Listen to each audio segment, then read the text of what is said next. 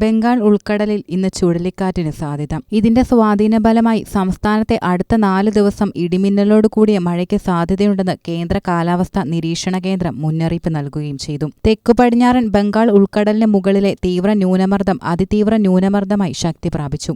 ഇന്ന് ചുഴലിക്കാറ്റായി മാറി ശ്രീലങ്കാ തീരം വഴി തമിഴ്നാട് തീരത്തേക്ക് നീങ്ങാൻ സാധ്യതയുണ്ട്. ഇതിന്റെ സ്വാധീനഫലമായി ഇന്ന് ഒറ്റപ്പെട്ട സ്ഥലങ്ങളിൽ ശക്തമായ മഴയ്ക്ക് സാധ്യതയുണ്ടെന്നും കാലാവസ്ഥാ വകുപ്പ് അറിയിച്ചു. ഇടുക്കി, പാലക്കാട്, മലപ്പുറം ജില്ലകളിൽ ഒറ്റപ്പെട്ട സ്ഥലങ്ങളിലാണ് ശക്തമായ മഴയ്ക്ക് സാധ്യതയുള്ളത്. ജാഗ്രതയുടെ ഭാഗമായി ഈ ജില്ലകളിൽ കാലാവസ്ഥാ വകുപ്പ് യെല്ലോ അലർട്ട് പ്രഖ്യാപിക്കുകയും ചെയ്തു. കേരളത്തിൽ ഇന്നു മുതൽ വെള്ളിയാഴ്ച വരെ മത്സ്യബന്ധനത്തിന് പോകാൻ പാടില്ലെന്ന് കേന്ദ്ര കാലാവസ്ഥാ വകുപ്പ് അറിയിച്ചിട്ടുണ്ട്. തെക്കൻ കേരള തീരത്ത് മണിക്കൂറിൽ 35 മുതൽ 45 കിലോമീറ്റർ വരെയും ചില അവസരങ്ങളിൽ മണിക്കൂറിൽ 55 കിലോമീറ്റർ വരെയും വേഗത്തിൽ ശക്തമായ കാറ്റിനും മോശം കാലാവസ്ഥയ്ക്കും സാധ്യതയുണ്ട്. അതിനാൽ തന്നെ മത്സ്യത്തൊഴിലാളികൾ ജാഗ്രത പാലിക്കണമെന്ന് മുന്നറിയിപ്പിൽ വ്യക്തമാക്കുന്നുണ്ട്. തൊട്ടടുത്ത സംസ്ഥാനമായ തമിഴ്നാട്ടിൽ അതിശക്തമായ മഴ തുടരുന്ന സാഹചര്യമാണിപ്പോൾ നിലനിൽക്കുന്നത്. ബംഗാൾ ഉൾക്കടലിൽ രൂപപ്പെട്ട തീവ്ര ന്യൂനമർദ്ദത്തിന്റെ സ്വാധീനഫലമാണ് മഴ കനക്കുന്നത്. കടലൂർ, മയിലാടുതുറൈ ജില്ലകളിൽ റെഡ് അലർട്ടും 10ലേറെ ജില്ലകളിൽ ഓറഞ്ച് അലർട്ടും പ്രഖ്യാപിച്ചിട്ടുണ്ട്. ചെന്നൈ, ചെങ്കൽപ്പെട്ട്, തിരുവള്ളൂർ അടക്കം 9 ജില്ലകളിലെ വിദ്യാഭ്യാസ സ്ഥാപനങ്ങൾക്ക് ഇന്ന് അവധി പ്രഖ്യാപിച്ചു.